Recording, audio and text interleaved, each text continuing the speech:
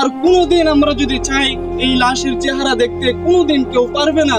এজন্য আপনাদেরকে বলে যাই, আমাদের দাদা ছিল, আজকে আমাদের দাদা দুনিয়াতে নাই।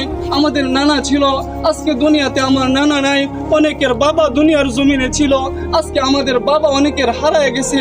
এজন্য আপনাদেরকে আমি এই জানাজা থেকে একটা মেসেজ দিয়ে যেতে চাই। যারা আজকে মনে করতেছেন যে দুনিয়ায় আমার জন্য আসল, এ দুনিয়ায় আমার, এ দুনিয়ায় আমার, আল্লাহ তাআলা বলতেছেন আমাল হায়াতুদ দুনিয়া ইল্লা মাতাউল গুরুর, যে দুনিয়াটা হচ্ছে একটা ধোঁকা, এ দুনিয়ার সব কিছুই ধ্বংস হয়ে যাবে। আমাল হায়াতুদ দুনিয়া ইল্লা মাতাউল গুরুর, যে দুনিয়াটা ধোঁকা। আজকে তোমার স্ত্রী, সন্তান, আত্মীয় স্বজন এরা সবাই ধোঁকা। এজন্য মুহতারাম হাজরিন, দুনিয়ার মুখ থেকে আজকে আমরা আমাদের চেহারা, আমাদের দিল, আমাদের কলব আজকে আমরা আল্লাহর দিকে ফিরাইয়া দেই। যে জিন্দেগিতে যত গুনাহ করছি, আজকে এই জানাজা থেকে আমরা প্রতিজ্ঞা করতে চাই আর গুনাহ করব না। যেই কবরে আমাকে যেতে হবে, সেই কবরে আমাকে একা থাকতে হবে, আর গুনাহ করব না।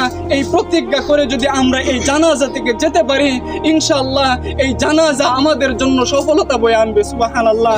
এজন্য কথা আর লম্বা করার কোনো প্রয়োজন নেই।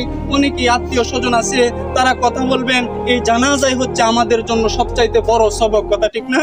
আল্লাহ তাআলা আমাদেরকে যে কথাগুলো বলছি সকলকে বোঝার তৌফিক দান করুক। সকল বলে আমিন। আসসালামু আলাইকুম।